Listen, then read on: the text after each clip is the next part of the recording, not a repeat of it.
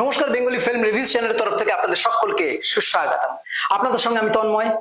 আজকে রিভিউ কর্ণ সুবর্ণের গুপ্তধন। কর্ণ সুবর্ণের গুপ্তধন ছবিটি পরিচালনা করেছেন ধ্রুব বন্দ্যোপাধ্যায়। এর গল্পটি হলো, সোনাদা বরাবরই ঐতিহাসিক সম্পদ খুঁজতে ভালোবাসে। ঠিক এরকমই একটা সময় তার কাছে খবর আসে কর্ণ সুবর্ণের গুপ্তধনের কথা। এরপর তার দুই সাকরেতকে নিয়ে ফাইনালি সেখানে যায়। এরপর বিভিন্ন পাজল সলভ করে তারপর কি গুপ্তধন কি পায় না এটা জানার জন্য আপনাদের ছবিটা দেখতে হবে। এখানে যারা যারা অ্যাক্টিং করেছে, আবির, সৌরভ, রজতাভ, ঈশা, এরকম আরো অনেকে, যারা প্রত্যেকেই ভালো অভিনয় করেছে। তবে অভিনয়ের মধ্যে যে যে জায়গাগুলো তাদের বিশেষ গুরুত্বপূর্ণ সেগুলো হলো, যেমন আবিরের চরিত্রে আমরা অ্যাজ ইউজুয়াল দেখতে পাই তার একটা স্মার্ট পারফরমেন্স অ্যাজ এ গোয়েন্দা, সেটা এখানে রয়েছে। সে যেভাবে ইনফরমেশনস গুলোকে পাস করে সেটা আমাদের ভালো লাগে। অন্যদিকে যদি আমি দেখি, ঈশা এবং অর্জুনের মধ্যে যে কেমিস্ট্রি, সেই কেমিস্ট্রি কিন্তু খুব একটা টিপিক্যাল ধরনের কোনো প্রেম নয়, মানে ওগো তুমি যে আমার, এরকম ব্যাপারটা নয়। এদের বন্ধুত্ব ফার্স্ট, দেন প্রেম। ফলে এই যে স্মার্ট প্রেমটা এখানে কিন্তু আমরা দেখতে পাই। অন্যদিকে আমরা সৌরভকে যদি দেখি, সে কিন্তু একদিকে ভিলেন, অন্যদিকে রজতাভ আসার পর তার মধ্যে একটা কমেডি চরিত্র আমরা দেখতে পাই। আর রজতাভ যখন আসে সেকেন্ড হাফে, সে মাতিয়ে দেয়, সকলকে এঙ্গেজ করে রাখে, কিন্তু তার চরিত্র বেশ কিছু নেগেটিভ পয়েন্ট আছে, সেটা আমরা নেগেটিভের জায়গায় বলবো। এই হলো ওভারঅল অ্যাক্টিং। এবার এই ছবির কিছু যদি পজিটিভ এবং নেগেটিভ পয়েন্ট দেখা যায়, সেক্ষেত্রে পজিটিভে গেলে একটা জায়গা বলতে হয়, সেটা হচ্ছে ডিওপি। যেখানে কর্ণ সুবর্ণের গুপ্তধন খুঁজতে যাচ্ছে, সেই যাওয়ার দৃশ্যটাকে যেভাবে দেখানো হয়েছে খুব ভালো, এবং এর ক্লাইম্যাক্সটাও কিন্তু খুব সুন্দর করে তুলে ধরা হয়েছে। আর একটা কথা হলো এর মিউজিক। বিক্রম ঘোষ যেভাবে ইন্ডিয়ান ক্লাসিক্যাল মিউজিককে এরকম একটা গোয়েন্দা গল্পে ব্যবহার করেছে, সেটা কিন্তু দেখবার মতো। আর এর ভিএফএক্স এর কাজও কিন্তু খুব ভালো।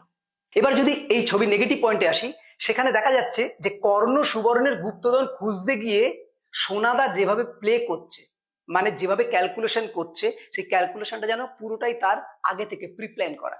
অর্থাৎ সে কোনো একটা জিনিস দেখছে, দেখার পর 2 মিনিট ভেবে যেটা বলছে সেটাই ঠিক হচ্ছে। বেসিক্যালি এটা একটা হাস্যকর, এভাবে হয় না।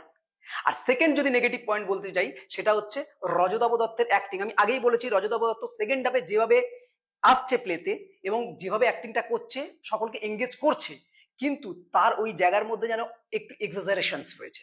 অর্থাৎ দেখা যাচ্ছে কর্ণ সুবর্ণের গুপ্তধন খুঁজতে সেও যাচ্ছে, কিন্তু ফলে তার মধ্যে একটা মৃত্যু ভয়, জীবন সংশয় হওয়ার ভয় আছে।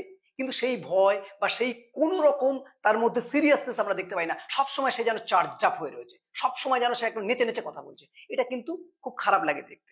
এছাড়া এই ছবির আরেকটা নেগেটিভ পয়েন্ট হচ্ছে, এখানে কিছু কিছু দৃশ্য ডিরেক্টর ইচ্ছে করে শুধু হাসানোর জন্য তৈরি করেছে। যেমন এক একটা জায়গায় দেখা যায় যে সোনাদা এক একটা প্রবলেম সলভ করছে, আর এক একটা বিম ব্লাস্ট করছে, আর সেই ছিটকে গিয়ে সেটা লাগছে সৌরভের মাথায়।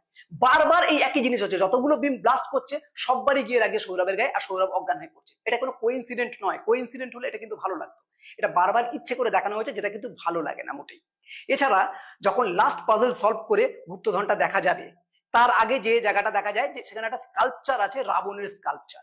সেই রাবণের মাথাগুলো এলোমেলো রয়েছে, সেগুলো দেখেই পাওয়া যায় যে পাজল সলভ করলে মাথাগুলো আবার এক হয়ে যাবে। এটা বড়ই প্রেডিক্টেবল, এটা কিন্তু ভালো লাগে না। এটা একটা বড় নেগেটিভ পয়েন্ট এই গল্পের বা এই ছবির। এই হলো ওভারঅল রিভিউ। এরকম নতুন নতুন রিভিউ জানতে হলে বেঙ্গলি ফিল্ম রিভিউজ দেখতে থাকুন। আপনাদের গুরুত্বপূর্ণ মতামত আমাদের কমেন্ট বক্সে অবশ্যই দিয়ে যাবেন।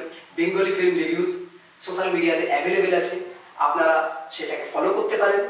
বাংলা সিনেমাকে এগিয়ে রাখুন, বাংলা সিনেমার পাশে থাকুন। Thanks for watching.